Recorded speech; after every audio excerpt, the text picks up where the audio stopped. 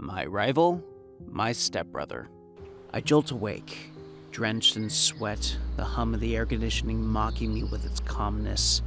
My room was luxurious enough to rival a 5-star hotel suite, but it suddenly felt suffocating. It was the same nightmare again. My bully. The morning light split through the curtains, rudely announcing the day that I've been dreading. Luke. The name alone made my stomach churn. Luke was the guy who turned my middle school years into a parade of humiliation. Back then, my bow tie, perfectly pressed shirts, and oversized glasses made me an easy target. Luke had been relentlessly bullying me since then. Starting with harmless jabs like, "Hey, Professor Bowtie," and escalating to full-blown pranks. Sandwiches swapped with sludge, kick me signs taped to my back, and cruel jokes that just left me red-faced and teary-eyed. By high school, Luke had graduated to more direct torment. Shoulder bumps in the hallways, drinks accidentally spilled on me, and an endless barrage of smirks that made me wish that the ground would swallow me whole. And now Luke wasn't just a haunting memory. He was family.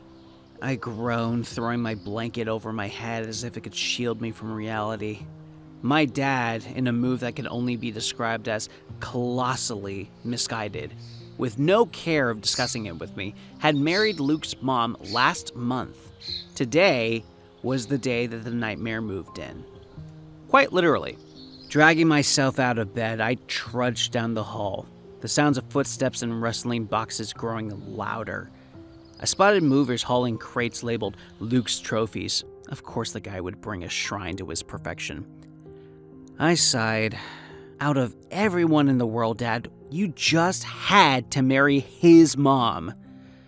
Life, it seemed, had a twisted sense of humor.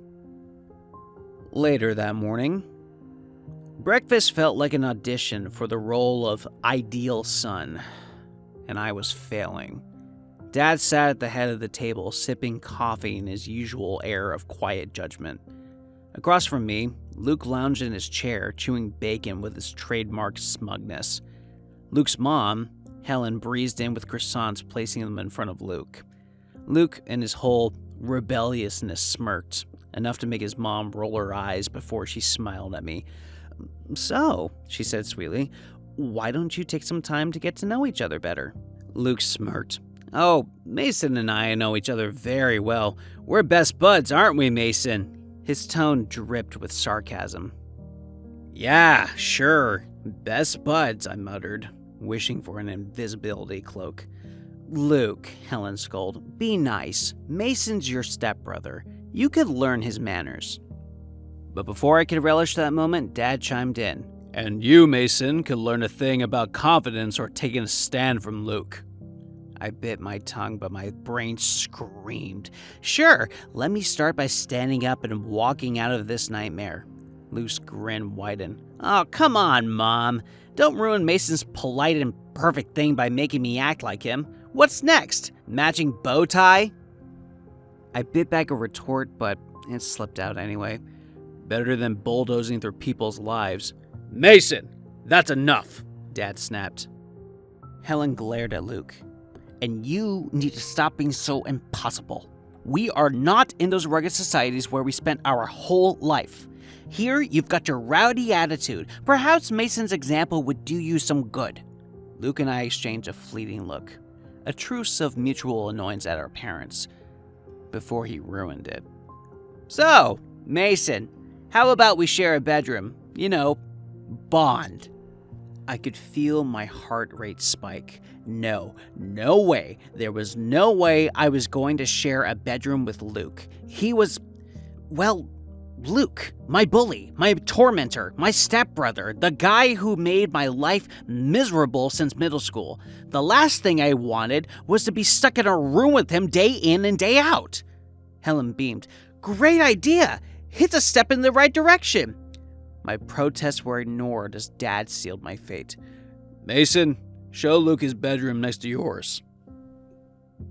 I shot a quick, panicked glance at Luke, who was already grinning, Clearly amused by my discomfort, he winked.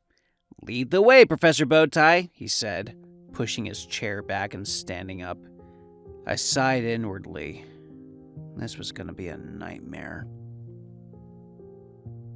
I walked in front, my steps heavy with reluctance as I led through the sprawling house. It was supposed to be a simple tour, just showing him where things were, keeping it civil, nothing special. But Luke's presence behind me was like a constant pressure on my back, a weight I couldn't shake off. When we reached the hallway, Luke suddenly stopped, blocking me. "Mason," Luke said, with his voice low, "don't even think about it." I hesitated. What do you mean?" "You know what I mean," he said, stepping closer and forcing me back against the wall. "You think you can refuse me again? Think you can turn me down like you did downstairs?" What was he talking about? Is this about sharing the bedroom? No way. His fingers brushed up my arm and I flinched. "If you ever try that again, I'll make sure you regret it." His voice dropped, almost a growl. "And I'll show you a living hell in broad daylight." I froze. There was something more in his voice, something deeper than just a threat. He pulled back slightly, his gaze intense. "You think you're so much better than me, huh? What with your perfect little life?" He stepped closer again, his hand lingering on my side. "I don't like it, Mason. I don't like the way you submit to others." His voice was rough now. "And don't forget who's in charge here." I swallowed, barely able to breathe. "I'll be watching," he said softly, his fingers tracing my arms before pulling away. He smirked, stepping back. "Now show me my room, and don't forget what I said." 1 month later. A whole month, and it felt like I was in some twisted reality show where Luke was the villain and I was the unlucky contestant. If I didn't know any better, I'd say that he made it his personal mission to torment me and push every single button I had. It was like he was trying to get under my skin slowly, painfully, and for some messed up reason, it worked. Take the parties, for example. I couldn't escape them. The glittering events where our families rubbed elbows with the elites, sipping champagne and pretending that we all lived in some perfect world. Luke's mother was trying hard to blend in, beaming at everyone, taking a brooding Luke with her to interact with all the elite people. His mom never missed the chance to introduce themselves as Andersons. However, Luke would always correct it by saying Miller. It was obvious that Luke didn't accept our family. He had denied addressing my dad as his, refused to be adopted, and made it clear that he was still Luke Miller.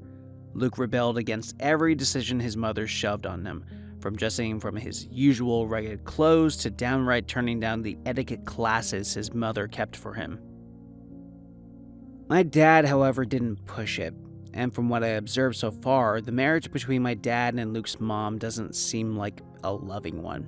In fact, it seems more like an agreement, but of what I still don't know.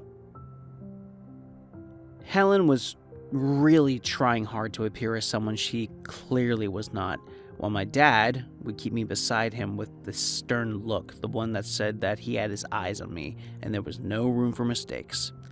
It was exhausting, and Luke seemed to be exhausted too, but he had me as his punching bag. Now, take the ball, for example. I was awkwardly dancing with some girl, Sia, I think. A girl set up by my dad, I don't know what for. I was trying not to make a complete fool of myself when Luke decided to grace us with his presence. He shoulder-checked me hard, and on purpose, I swear. I stumbled on the girl's heel and then BAM! She fell flat on her face, screaming like a banshee. The entire room turned to look, and I just wanted to die. "Really, Mason?" Luke scoffed, arms crossed like he was the king of the world. "Can't even manage a simple waltz?" I wanted to snap back, but I was too mortified to speak. Meanwhile, my dad gave me the disappointed look from across the room, and Luke's mom shot a glare at him that could have fried him on the spot, hauling him away from there. The rest of the night was a blur of shame, but hey, at least I didn't have to look at Luke's smug face for a while. Fast forward to school and things didn't improve. In fact, they got worse. Apparently, bullying me was a full-time job for Luke. And, as it turns out, everyone else thought they could get in on the action too. One day, some guy named Robbie decided that I was going to be his next target. He shoved me so hard that I hit the floor so fast it felt like I'd been slammed into it by a truck. My face smashed into the tiles and the pain in my jaw was instant. It was a blur for a moment until Max, a common acquaintance of Luke and mine, came to my rescue. I had my head spinning, but then I heard this growl of someone familiar. Blinking in my haziness, I tried to focus on the scene ahead, and what I saw knocked my breath. Luke, livid and unstoppable, beat Robbie black and blue, his stance unfamiliar to me, as if he screamed on Robbie's battered face.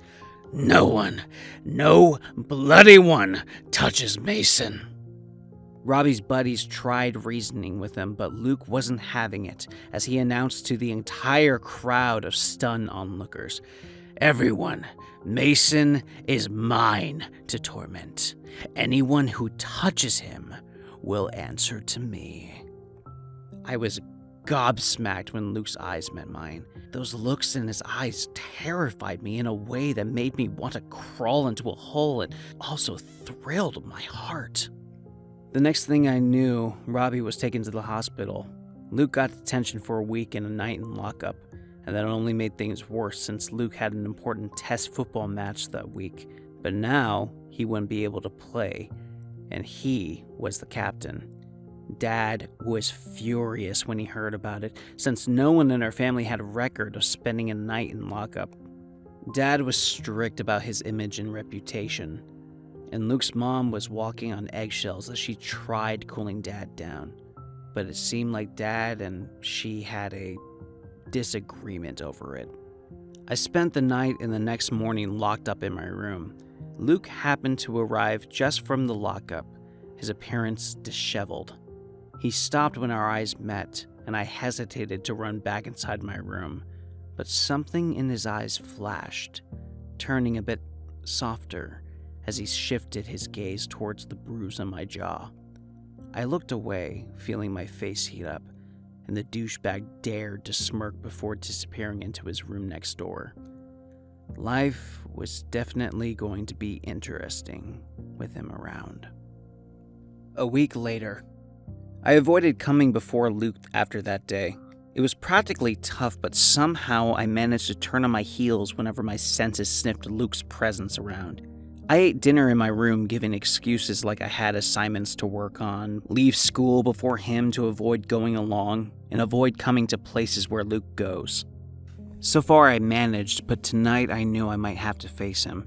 Dad said that he had invited an important client and his family over for dinner, and he was stern when he specifically warned me to not embarrass him tonight. The evening started like every formal dinner. Dad bragged about our perfect family. Nina, the client's daughter, smiled like she belonged on a magazine cover, and I sat there, silently praying the night would end without incident. But Luke, of course, had other plans. Luke sauntered in, his shirt untucked and a mocking smirk, daring anyone to call him out. Dad's glare shifted to Helen as if he was blaming her for Luke's antics. Luke's eyes landed on me, and I knew that he was planning trouble. His gaze was like a hot knife against my skin, his eyes burning holes through me every time I dared glance his way. And then, Dad dropped the bombshell. "I'm happy to say that Mason and Nina are going to be betrothed soon," he said with a satisfied grin. "Once they're old enough, we'll make it official." My fork clattered onto my plate. The sound was loud and jarring in a suddenly quiet room. Betrothed? To Nina? My head swapped toward Nina, whose glossy smile flattered for the briefest second before she recovered. But this wasn't an engagement. It was a business arrangement wrapped in a pretty bow. Another one of Dad's deals disguised as familial love. I glanced at Luke. His smirk was gone, replaced by something darker. His jaw tightened, and he gripped his glass like it might break. Anger? Jealousy? Whatever it was, it unsettled me. Congrats, Mason, Nina's dad said, raising his glass. Luke's mocking voice followed. Yeah, big honor. The sarcasm hung heavy. Dad's glare could have frozen fire. I nodded stiffly, desperate to keep my composure. Mason, show Nina the house, Dad ordered. As I stood, Luke's foot hooked mine. I stumbled, spilling red wine all over my suit. Silence fell. Dad's icy tone cut through. Go clean yourself up. Humiliated, I fled upstairs. In the bathroom, I scrubbed furiously, my reflection mirroring my frustration. Dad's control, Luke's games, it was too much. A click startled me. The door was locked. Luke's smug voice came from the other side. Enjoying your alone time, Mr. Bowtie? Luke, open the door, I snapped. Not until you admit it, he teased. Admit what? That you're a coward, he sharply said. Letting your dad control you? Agreeing to this sham engagement? Grow a spine, Mason. Fuming, I pounded the door, but I heard his footsteps fade. I think I spent the next 1 hour there, shouting and screaming for anyone to hear, but to no avail. Desperate, I spotted the small bathroom window. I squeezed through and I landed in the bushes. I walked up to the front door and found my dad fuming, but before I could utter anything, his slap struck me, sharp and stinging. Dad growled, seething. You embarrassed me tonight. Do you know what I've lost because of you? My cheek burned as shame washed over me while my dad hissed. Get out of my sight. Staggering away, I caught Luke's gaze in the shadows. His expression was unreadable, but his eyes burned with something raw. My jaw tightened with bubbling rage and frustration. Later that night, I stormed to the next door of mine, banging the door open to see Luke sprawled on his bed with no care of the storm that I carried with me. How dare you? Luke barely looked up from his bed. Ugh, what now, Bowtie? Why are you always making my life a living hell, Luke? Why? Whatever have I done to deserve this? My words came out shakier than I wanted, but Luke just shrugged, unfazed. His smirk faltered, replaced by an intensity that made my stomach twist. What did I tell you about the consequences of ignoring me? I stared at him in disbelief. Are you insane? He sighed, standing up and walking toward me. There was an intensity in his eyes that made my chest tighten, but his voice was tired, soft contrasting to his usual mocking. Maybe I'm insane, but it's you who drives me crazy. I took a step back, the words barely sinking in. He didn't push me this time, just stood there, his gaze fixed on me. You think I'm doing this all because I hate you and love bullying you? Luke's voice softened, almost as if he was trying to explain, but there was still that rough edge. I don't hate you, Mason. You don't get it, do you? Your politeness, ignorance towards me, the submissive act, it drives me crazy. I was still trembling, but I couldn't look away from him. I wanted to fight back, but something stopped me. I swallowed, feeling my pulse pick up. What? He smiled, keeping my hand on his wildly beating heart. But there was no anger in his eyes now, only something darker. Feel it, Bowtie, the way my heart beats for you. It's insane. And I get it. You don't trust me. I've pushed you, hurt you. I never wanted to. But I didn't know how else to get your attention. You're just so damn polite. Always playing it safe. Never objecting. My heart was hammering now. I don't know how to react. His words were too close to the truth, and I didn't want to believe it. Luke's gaze softened for a fraction of a second, but the intensity returned quickly. I hate thinking about you with someone else. Imagining you with Nina. I can't stand it. All I've ever imagined is you being with me. It eats at me. I froze, the words cutting deeper than I expected. He stepped closer, his body barely a breath away from mine. I even wanted to tear your father apart when he slapped you, just as I did to Robbie. But he's your father. I let out a shaky breath as he continued. Everything related to you drives me nuts. And I don't know how to stop feeling like this because I never planned to feel this intensely for you. But it's only for you. Only ever you. I could barely breathe, my thoughts a mess of confusion, but for the first time, I felt desired. Luke was so close now, I could feel his heartbeat under my fingertips. My body reacted, wanting to pull away, but also to stay. My feelings are the reason I agreed to stay under this roof for you, he whispered, his lips near my ear. Not because I wanted to be your stepbrother, but because being close to you is the only thing that eases this desperation. I was at a loss for words, overwhelmed by the weight of his confession. Luke pulled back, his gaze intense. I've always imagined kissing you, Mason. Your trembling lips. I've wanted it for so long. I should have pushed him back, but I couldn't. His presence was too much, and before I knew it, his lips brushed mine, soft, tender, enough to set my whole body on fire. I pulled back, gasping for air. Luke, you're my stepbrother.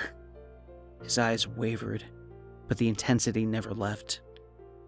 I know, Bowtie, but you feel it too, don't you? What I feel? And I don't know how to stop. But I won't force you. Only if you promise not to avoid me. I didn't know what to say. I don't know how to respond to any of this.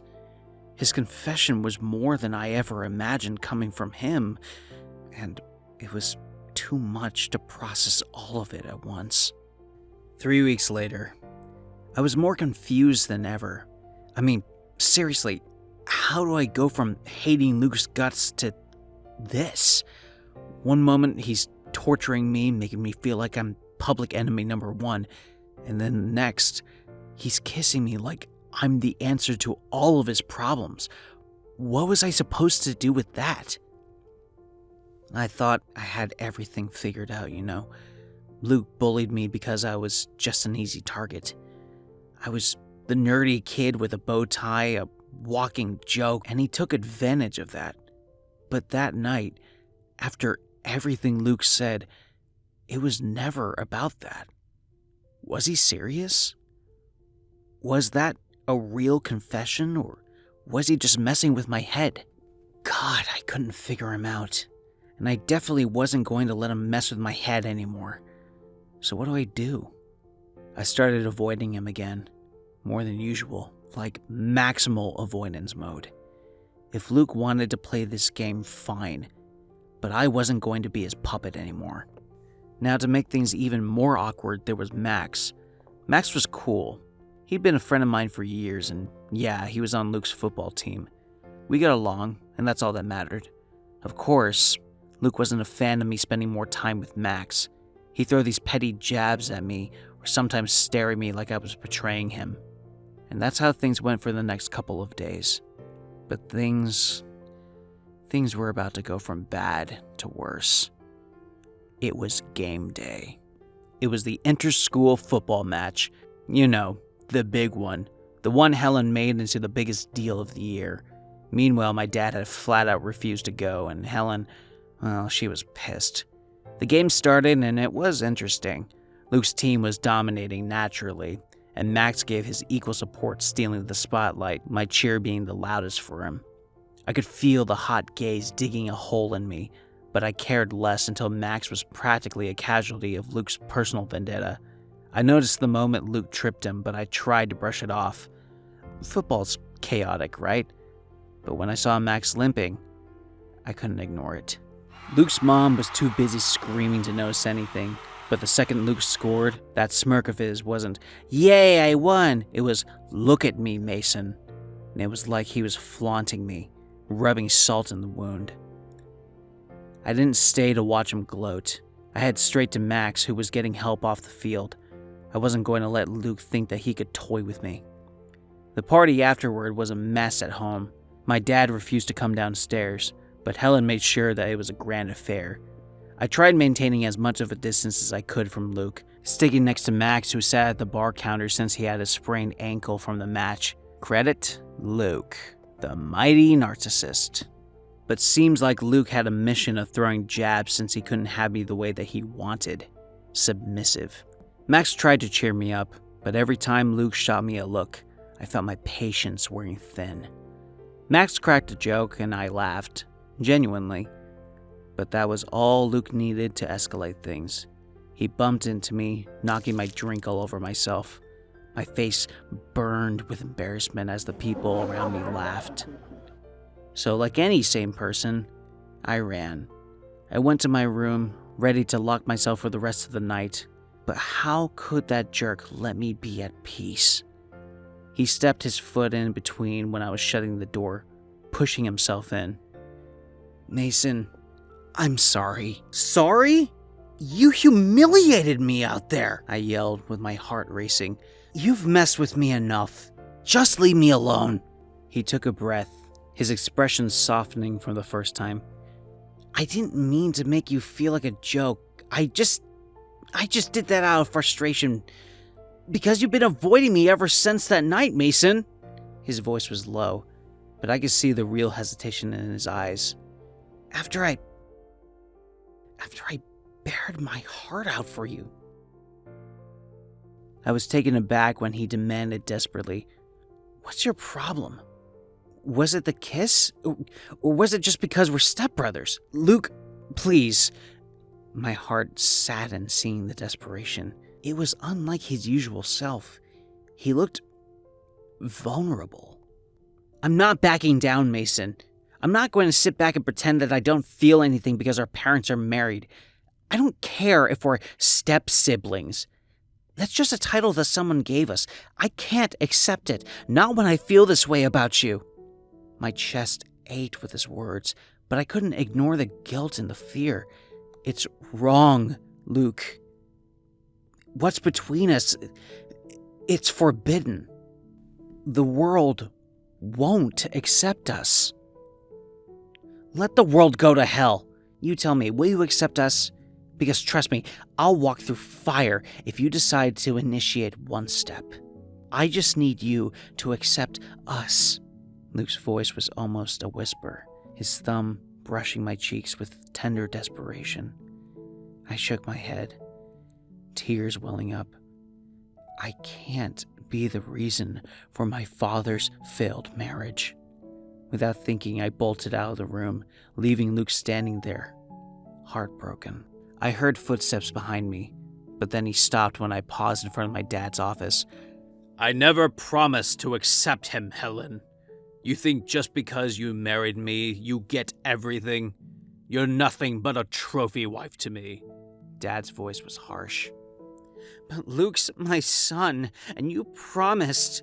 "I promised your life, not him. Luke's getting a roof over his head and maybe a job if he's lucky. Not my legacy. Mason's my heir, not that troublemaker." Luke scoffed, his eyes burning with disbelief as he looked at me. "Is that the reason why you're not accepting me? When they're just married for their own selfish reasons? You really need to reflect on your feelings, Mason. I didn't know how to respond. Luke stormed away, leaving me standing there, confused. Was I supposed to ignore the way that I felt for him because of this whole stepbrother thing? The thought of my parents' marriage, sham or not, just kept tugging at me. Could I let my feelings for him take over? But then I fear Luke's intensity, the way that he feels for me, and the history of him bullying me. 1 month later. It's been over a month since Helen moved out of the house, and honestly, I wasn't sad to see her go. Sure, she was prideful and a little greedy for my liking, but I couldn't blame her. She tried everything to cling to my dad, and when she realized it wasn't working, she moved out faster than a speeding bullet. My dad didn't make a huge spectacle, but he did announce his separation from Helen, and the divorce happened pretty quickly. It wasn't like there wasn't any love lost between them. Luke, well, he seemed oddly pleased, like he was walking on clouds. On the day that he and his mom were moving out officially, Luke cornered me with a victorious grin. Now, you don't have any reason not to accept this. The truth, he affected me. His grin, his words, they rattled me, but the scars of the past weren't so easily erased. The bullying, the humiliation, everything that he'd done. It was hard to trust him, and I wasn't ready to let that go. But there was something different in the way that he looked at me. The way that he hesitated when he saw me talking to Max. At first, I thought it was jealousy, but it was more complicated than that. I saw his eyes waver with something else. Something like helplessness. Like he didn't know how to handle it. One day I was leaving class. A girl approached me trying to flirt. I kept it polite, but Luke saw, and I could feel his gaze on me across the hall. I thought he might storm over, but instead he stayed where he was, watching me with quiet tension. Later that day, I found out outside, leaning against the wall, staring at the ground. "I saw you with her," he said, his voice low, like he was holding himself from losing it. I raised an eyebrow, trying to keep my distance. It was nothing. He pushed himself off the wall, looking at me with a mix of frustration and something deeper. "I don't want to fight with you. It only pushes you away from me. But when I see you with someone else, it messes with me, Mason. I don't know why it hurts." I swallowed, unsure how to respond. "Maybe because you've never given me a reason to trust you." His expression faltered for a second, and then he took a slow step closer. "I know I've messed up. I know I've hurt you. I can't change what I did, but I can try. He paused as if he was gathering his thoughts. "I don't want to lose you, because you're the only beautiful thing in my messed up life, Mason." It wasn't the apology I expected, but it was real. And it made me realize that maybe there was more to him than I thought. Still, I was not ready to forgive him. Not yet. "Luke, you can't just expect me to forget everything," I said quietly, stepping back. "You've hurt me too many times. I need to see you make it right. Make me believe you." His jaw tightened, but he nodded slowly. "I'll prove it to you. I'll show you that I'm not the person you think I am." Over the next few weeks, things did change. Luke didn't trust me or try to force anything. He kept his distance, but he was there when I needed help.